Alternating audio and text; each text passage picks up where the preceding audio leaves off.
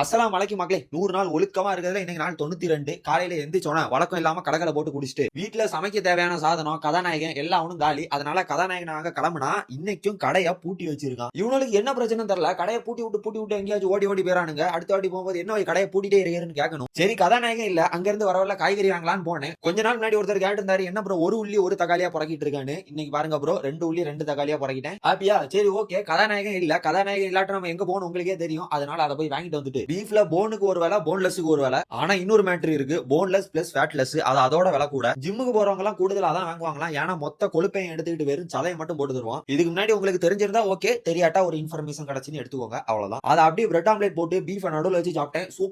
சூப்பரா இருந்து. அண்ணன் நேத்தையே சொல்லியிருந்தேன் என் உடம்பு லைட்டா புட்டுக்கிட்டேன்னு. அதனால இன்னைக்கு ஜிம்ல வந்து வெறும் ஸ்ட்ரெச்சிங் மட்டும் தான். உடம்ப ஃபுல்லா நெளிச்சு விட்டுட்டு தலையில நிக்கிறதுக்கு கொஞ்ச நேரம் பயிற்சியை போட்டுட்டு வீட்டுக்கு வர வழியில சேட்டை கடையில இருந்து பாலை வாங்கிட்டு நைட்டு சாப்பாடுக்கு மத்திய வச்ச பீஃபும் பிரெட்டும் தான், நடுவுல முட்டையும். இது ஒரு அடிப்பொலியான சாப்பாடாகும். டேஸ்ட் சும்மா பொளிச்சு எடுத்துட்டு வேணா ட்ரை பண்ணி பாருங்க. பிரெட் முட்டை பீஃபோட ரெசிபி பின் பண்ணி வச்சிருக்கேன். செஞ்சு தின்னு மகிழுங்கள். வரட்டா ஒழுக்க முக்கிய மக்களே.